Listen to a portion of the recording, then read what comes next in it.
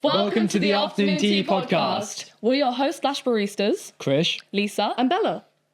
In the cafe, we'll be discussing about mental health and well-being. On our menus, there is no sugarcoating, no filters, no scripts, just raw and honest conversations. We will be discussing some sensitive topics, so if you feel like anything affects you or you want help, please go to youtv.co.uk/support. Let's spill the tea. Cheers. Hi guys, welcome back to Afternoon Tea. I'm Bella. Today I have some strawberry matcha and I'd like to introduce you to our third host, Lisa. Hi guys.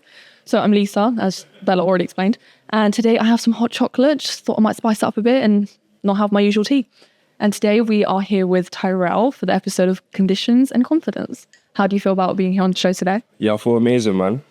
Definitely. What's your drink of choice? My drink of choice at the moment is afternoon tea with 2 sugars and some milk. Okay, Yeah. So let's get into it. Yeah. Let's start us off. Do you just want to tell us a bit about yourself, what you do? What does Everyone's Gang do? So I'm Ty, co-founder of Everyone's Gang, which is a CIC currently based in Bedford. We've got a unit in Kempston called The Blueprint. We're currently in the process of becoming a charity. And basically any kids that are on the brink of crime, already involved in it, struggling academically in schools, we basically work with them through intervention, which might be one-to-one mentoring, programs, workshops, assemblies. We do a little bit of work in prisons as well. And yeah, we get a lot of groups from schools that come into the unit, which serves as like a safe space for them. We call it The Blueprint because we want to set them up a blueprint for life. We don't just want to be like someone that comes in for 6 weeks and then disappears. We want to almost be like a third parent. So yeah, basically that's, Everyone's Gang. Yeah. With involvement in gangs and stuff like that, do you believe that, that's had an impact on the way that you view your relationship with people who are on the same path as you, your relationship with police? Like, has it affected the relationships that you hold with other people, your lived experience? 100%. I think it definitely makes a difference having been in the young person's shoes and been through what they're going through. Obviously, every young person is different. Every situation that they're going through is different in so many different ways. But I think it definitely helps having lived a certain life and obviously come out the other side of it. And even making the transition of getting out of it as well. It does help a lot, definitely, because you can kind of resonate with the young people a lot better. Yeah. Yeah. Is it easier to, be able to encourage and support and lead these people when you've had the experiences yourself? I'd say initially it wasn't something that was easy, because a lot of the young people, and even me personally, when I was in that life, it's kind of like tunnel vision. You think that that's the only thing that is the only route that you can take. I feel like when you're on the roads or the streets or whatever you want to call it, it closes more doors than it opens. But you don't realize that until you get out of it and you want to do legit stuff and you want to fly straight. So I think that it's so easy to get wrapped up in that and think that, cool, this is what I'm going to do forever and this is me. And it's kind of like a whole, like, you got to literally change your whole persona, everything about you to get out of that. You got to let go of a lot of ego, a lot of pride. And I think as well, it's something that when you do eventually transition out of that, it doesn't just go away. The problems that you have with people doesn't just disappear. It doesn't just evaporate. So that's also something that I find with the young people. Sometimes they struggle to navigate that. When you, if you don't mind me asking, you going to prison at a young age, how do you think your upbringing might have led to that, and how do you think that's impacted your profession currently? I think that my upbringing, so when I was young, I think that with kids, I feel like it's not like monkey see, monkey do, but it's kind of like what you're exposed to, you end up subconsciously becoming that or end up getting into that. Internalizing. Yeah, 100%. And I think that for me, sorry, could you repeat the question? How has your upbringing sort of affected your profession currently? So I think it's definitely would say that it's affected my profession now, because it's also given me that experience to kind of like when I'm speaking to young people that might be exposed to certain things. It's something that I've experienced myself as well. And I'd say that for me, it was a gradual process. So it was like at the ages of 13, 14, it was a small little habits that I used to see that I thought were just normal. And for me, I'd say, weirdly enough, it started with me smoking weed. So when I was at 13, I started smoking weed, and that kind of led to kind of open the floodgates to a lot of other things. And then obviously by 16, ended up with a sentence. But I'd say now it's kind of like a weird one, because when I'm working with certain young people, you can kind of, don't want to sound cliche, but you kind of almost see yourself in them a little bit. And it's a thing where I think that as opposed to just working with a young person, I think it is fundamental to work with the parents as well, and get the parents on board and get them engaged. Because if you can give them a little bit of insight as well, because a lot of parents, something that you see happen a lot is a young person will pass away and the parents will be oblivious to what type of person that their child was, and they'll say that he was a good kid, or he was this and he was that, but they don't actually know that they were active gang members. Do you know what I mean? And it's just awareness. That's all it is. Do you know what I mean? So, yeah. When you talk about gang culture and, you know, being involved in that kind of, you know, street life from an early age, do you think that mental health has an impact on that? Because obviously, you know, especially when you do refer to gang culture, mental health isn't really something that's talked about, let alone recognized. Yeah. Especially when it comes to, you know, young men and boys and stuff. But do you think that's had an impact? Do you see that in yourself or in the young people you work with now? 1,000,000%. I think mental health has a big part to play in gang culture. I think that a lot of young people are struggling with mental health alongside living that certain type of lifestyle. They might want a sense of belonging. It's like, even when you got to think, like, I went to prison when I was 16. Your critical thinking and all of this stuff here, it doesn't fully develop until you're 25 years old. So it's a thing where prison affected me a lot mentally. And I didn't realize that the life I was living, I almost became desensitized to so many things. It's like I've been stabbed twice on 2 occasions. And I was just kind of like had it is what it is type of attitude about it. And even when I've like done stuff to other people, I was so desensitized to it that I thought it was the norm. But I didn't realize the mental toll that it was having on me until I eventually got out of it. So it was like I came out of the streets and came away from the roads and started flying straight and living a legit life. And these things started to kind of sink in, and I thought, it's that kind of like moral compass that starts to kind of creep in and come back. This isn't normal. Yeah, 100%. And I think that's also something that a lot of young people wouldn't know how to navigate on their own. So if you've got a young person that might have stabbed people or been stabbed or hurt people or sold drugs to vulnerable people or done anything of the sort and came out of it, it's almost like they need help navigating that, do you know what I mean? But I think mental health definitely has a big part to play. I think that's what the streets gave me, was a sense of belonging, sense of community. I felt safe in that for a long time, but it wasn't until later that I realized it was a false sense of belonging. It was a false sense of community. It was a false security, because there's no longevity in that, and it's not secure at all. Do you know what I mean? I mean, you talk about a sense of belonging and the idea of, you know, forming an identity in a community. I think we were actually talking about this earlier, weren't we?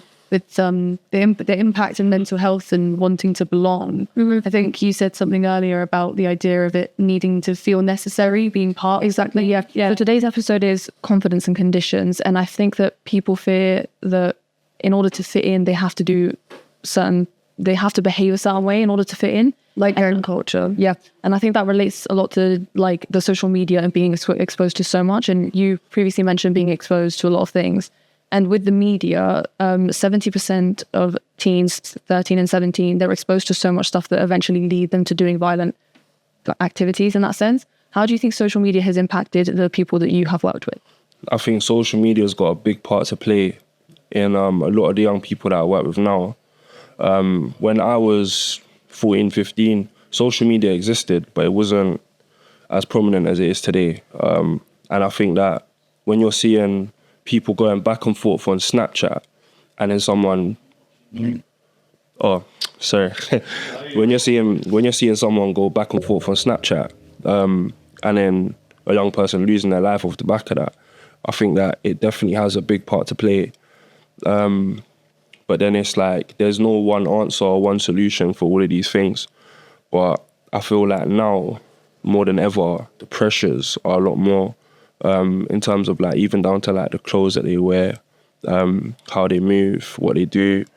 It's like they've got false expectations, like their sense of reality is warped, their sense of money is warped, do you know what I mean? To the point where they almost get into a headspace where it's like, why would I work a legit job and make this when I can go and make this? And it's social media. Yeah, 100%. Can I ask you about like what's your opinion on the new social media ban that, you know, I think Keir Starmer's thinking of implementing it for obviously under 16-year-olds. I think it's already been implemented in Australia as well. Like what's your opinions on that in terms of mental health, gang culture, you know, violence, policing, all of those kinds of things? I think it's definitely a step in the right direction. I'd be interested to see how they implement that and how they actually carry it out, because it's kind of like a genie in a bottle, do you know what I mean? They've already let it out and now they're trying to put it back in. And I think that for the kids that are 14, 15 that already have social media, there's always going to be ways around it. They will find a way to bypass whatever laws are implemented. If they're told they can't go on social media, they'll find a way. Do you know what I mean? And I think that for kids that are not exposed to social media as of yet, I think it will benefit them a lot because they won't even know what they're missing out on. I think it's definitely a step in the right direction. Do you think then when we talk about younger generations, you know, kids who haven't experienced social media, you know, still children, you know, your 8 to 10-year-olds, I mean, granted, some of them still do have social media, but that's the whole issue within itself. Do you think it's going to benefit them? So it might take almost a few years for it to sort of develop and fully kick in? 100%, definitely. Yeah, because they won't, like I say again, they won't know what they're missing out on. It's like me, I got a boy, he's 15 months old. Congratulations. Yeah, no, thank you. But he won't have social media up until a certain age. That's just something that I stand on. And I think that he'll hate me initially, but it will benefit him in years to come. Do you know what I mean? Long run. Yeah, 100%. Your school experience, what was that like for you? And how do you think mental health has sort of developed in schools from then until now? My school experience was very patchy, so to speak. It was I went to school in South London as well. Went to a centre called Abbey Manor. I went to a mainstream school in South London. I went to school in Bedford as well. I didn't finish school. Obviously, I ended up in prison. I think for me with school, I struggled academically with a classroom setting, but I had a skill set that I wanted to use.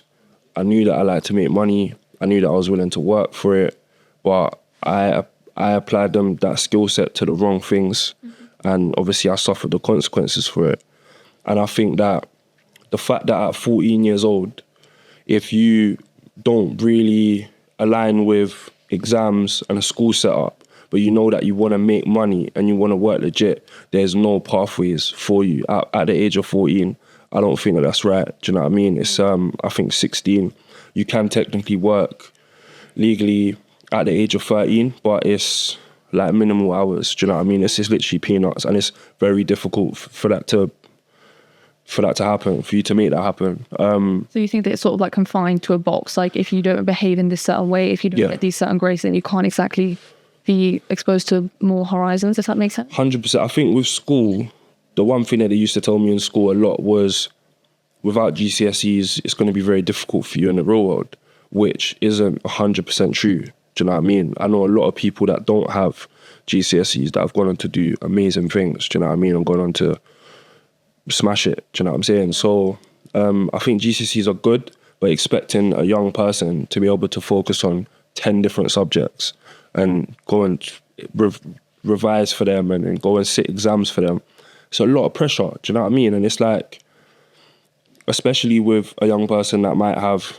behavioural needs as well, and knows that, cool, I want to work and make money, or I might just want to get into a trade, but they have to wait until they hit a certain age to be able to do that. And I think that gap there is where people come and exploit them, and where it's like the streets is like so attractive to them, because it's like, well, I can go and make money today.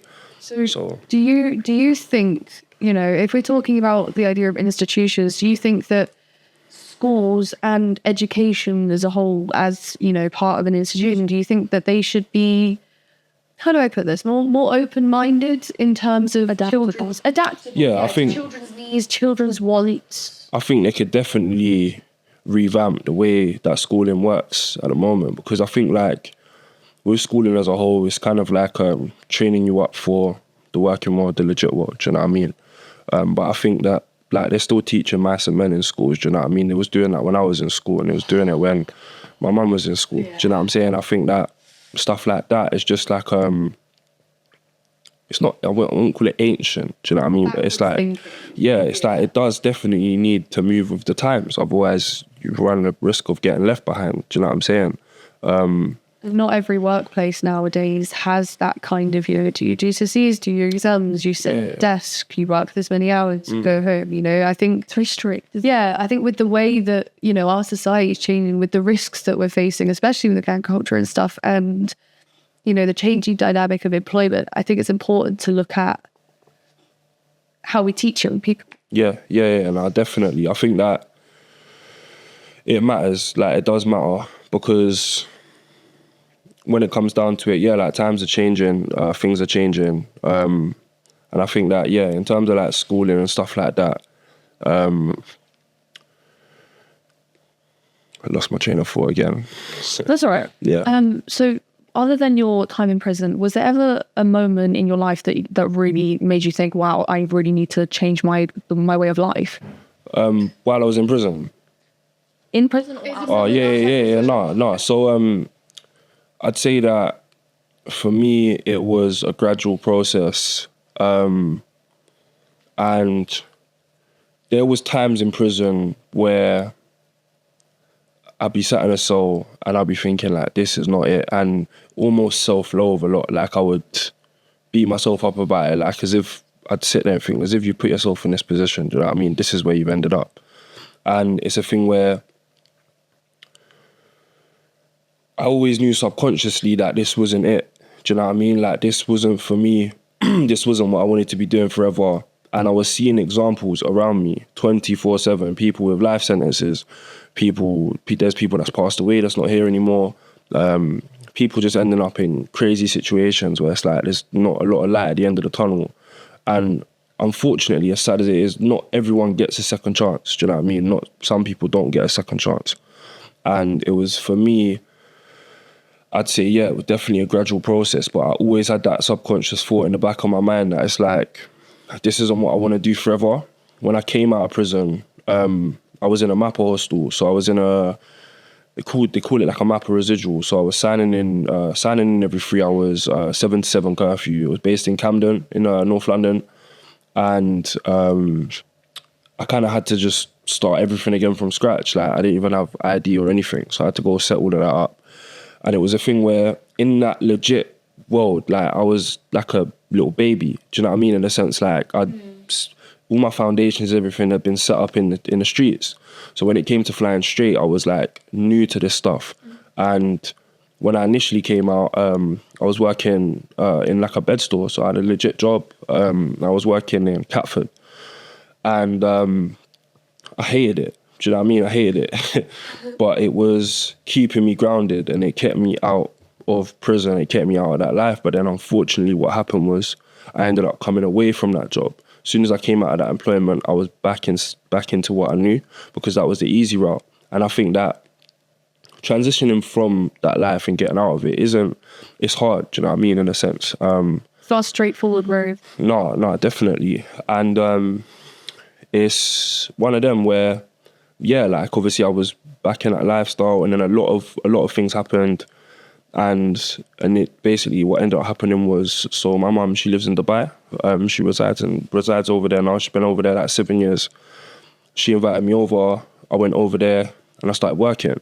And it was like then where I think like the proper seed was planted, because I was meeting people that didn't know nothing about the streets, didn't know nothing about the roads, and they were out here doing their thing. And they were just, some of these people were younger than me, some were older than me, but gave me a different perspective to life. Like, there's a whole world out here.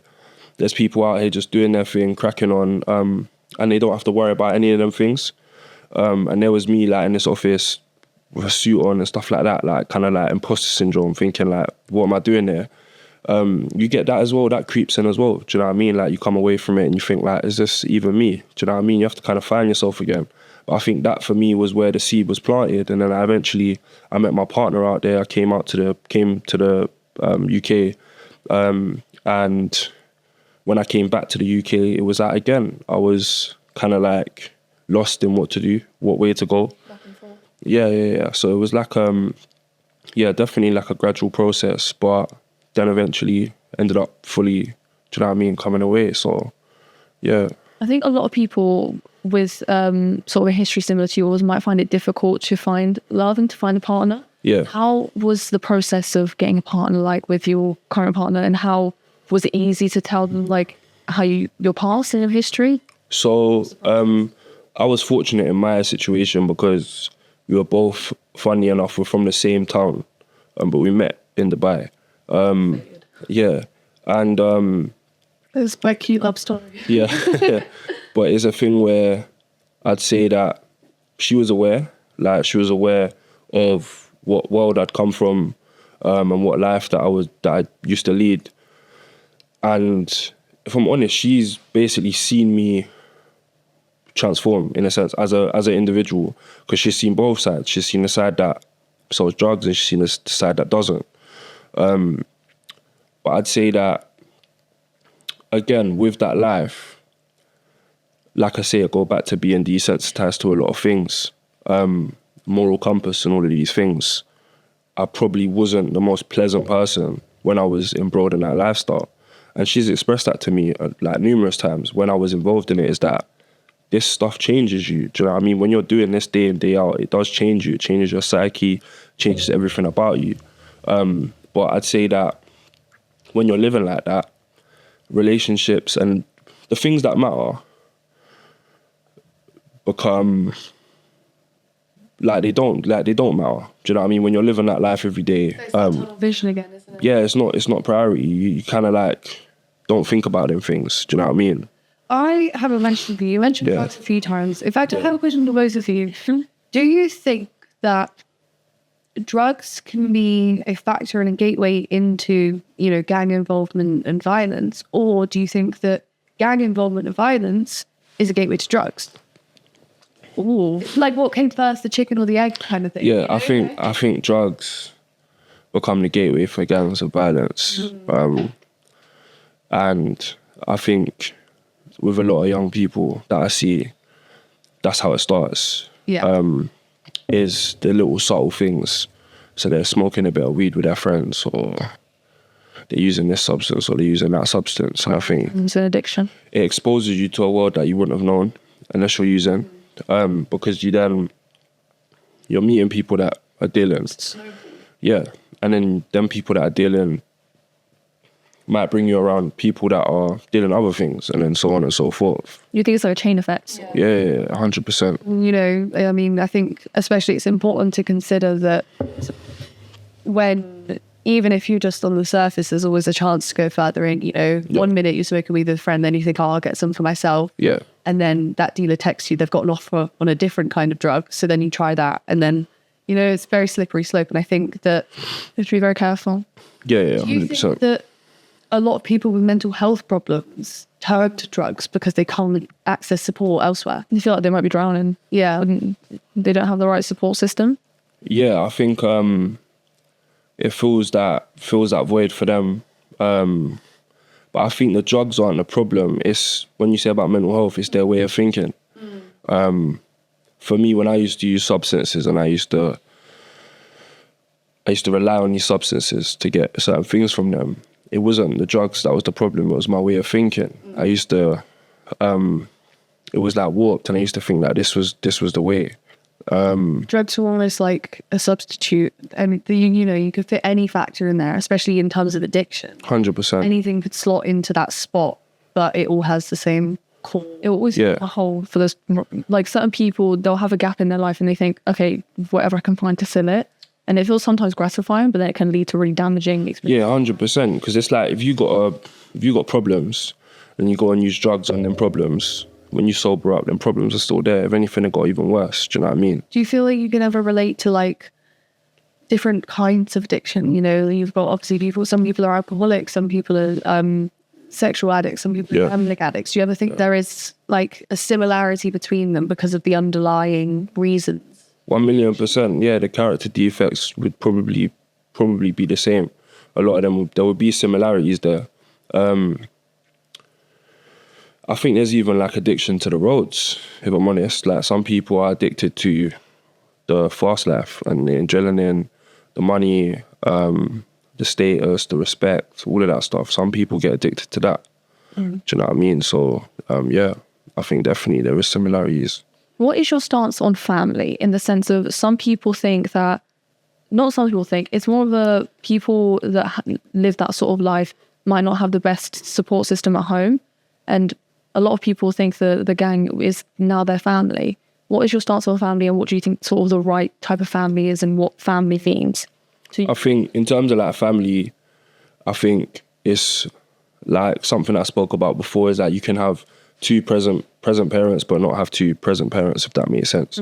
So I think that spending time with them, I think time is probably the biggest thing, making time for them, which isn't always the easiest thing to do. I think also that stability, feeling safe, and knowing that they don't need to go out there to get the things that they want. But then it's also sometimes we have young people that come from a secure household, two loving parents, want for nothing, but then they still end up on the wrong side of the tracks. So it's almost, do you know what I mean? It's just kind of like, it's a tricky one. But I think when it comes to family, even leading by example, because I think that what you see a lot of as well is like casual drug use and stuff like that, where people think that, yes, it's fine, it's okay. It's just one time. Yeah, and that can, as a kid, you can soak them things in and start to think it's normal, and then you go out and do these things and then you end up in a whole different world. You know what I'm saying? So it's like the saying, and it takes a village to raise a kid. Yeah. It's just like the village has got to come together, do you know what I'm saying? What are the signs you think parents should look for? Or parents, carers, like siblings maybe? What do you think they should look out for in either their sibling or their child or sort of who they're caring for? What signs do you think they should point out and maybe report or look into? I think it's when that respect goes out the window, when it's like that initial like disobedience, sneaking around, hiding things, lying. I think obviously the major ones hanging around people that are a lot older than them, absconding from home, not coming back. I think obviously like even like down to like clothes that they're wearing, do you know what I mean? If they've got things that you as a parent haven't purchased for them, items like material items, and they can't tell you where they got it from, it's definitely red flags. I think the music they're listening to, the way that they're talking, sometimes they might even like change the way that they're talking, the things that they're saying. Yeah, stuff like that, do you know what I mean? To kind of try and like pull this all in, obviously there's so many different underlying factors that tie into gang culture and the risk of violence. Do you think, first off, do you think the police are doing enough to support? And if they're not, what do you think they should do? Is it education for parents? Is it education for their children? Is it harsher punishments? What more do you think that the police and community should be doing to support like this epidemic? It feels right to call it an epidemic. I think in terms of policing, like there's always room for improvement. Do you know what I mean? In any industry, but when it comes down to policing as a whole, I think definitely parents could benefit from more awareness, but then also you need that bridge between the police and the local community. Because I think that what you're seeing a lot of now is that communities not putting trust in the police, and just this kind of like disconnect. But I think in terms of police, they're obviously there to do a job. Do you know what I mean? And that's not me saying that. There's bad eggs everywhere. Do you know what I'm saying? Not every police officer might not be there for the right reasons. Like, do you know what I mean? But I think that definitely, I think the parents having a lot more awareness could help a lot. We should contribute to that. You know, do you think we should perhaps be providing more education from a policing perspective? I think the police do a lot of work around that already. Do you know what I mean? It's like I had a conversation with a police officer, and he told me something that surprised me. He said, like, as armed police, we save more lives than we take. And I was like, it's changed my perspective as a whole. Because when someone gets stabbed or they're bleeding out on the back road or they get shot, it's the armed police that are the first on the scene. Do you know what I mean? To make sure that the area is safe so then the ambulance can come. So you as a gang member, when you're bleeding out and you want that armed police officer saving your life, all of that gang stuff, it goes out the window. It don't matter no more. And that shows you the roads and the street life and the mentality. It is a big facade. Like, it's not real. Because on a normal day, you'd be saying, do you know what I mean? Like, F the police or F the feds, do you know what I'm saying? But then when it comes down to your life being saved, that armed police is the one that's saving your life, do you know what I mean? So I think it's all about perspective. But I think, yeah, with police, they could always do more, do you know what I mean? But then it comes down to the money, funding, staff, stuff like that, so... I think before we come to a close to this episode, would you mind just looking into that camera for me, please? And some wise words for our audience? Ultimately, the streets don't love you, man. I think that, something that stuck with me, that hit me, is I met someone that was in Wood Hill, and he was serving a 30 rec for import-export, and he was in the process of washing his money, and he said that that's when they got him. And he said that basically if he could go back, that he would have set his foundations legit. And that stuck with me because that's someone that's made millions from selling drugs, saying that if he could go back, he would have made his foundation legit. So one thing I could say is, like, don't build on sand. Do you know what I mean? Build on concrete, build on something that's gonna benefit you long term. Thank you. That was really, really insightful. Thank you so much for coming on today. It's been absolutely amazing to have you. No, thank you. I think to conclude, we should do a little tunes. Yeah. Cheers. Thank you for joining Afternoon Tea. Cool. That's all for today's episode of Afternoon Tea, Confidence and Conditions. We'll see you back next time for the next episode. Bye. Gosh, we spilled the tea, haven't we? I need to go refill my cup. Before you go, if you like what we're doing and you want to support us, please have a chat with us at Afternoon Tea at YouthTV.co.uk. Like, stick the kettle on and we'll catch you in a bit. See ya.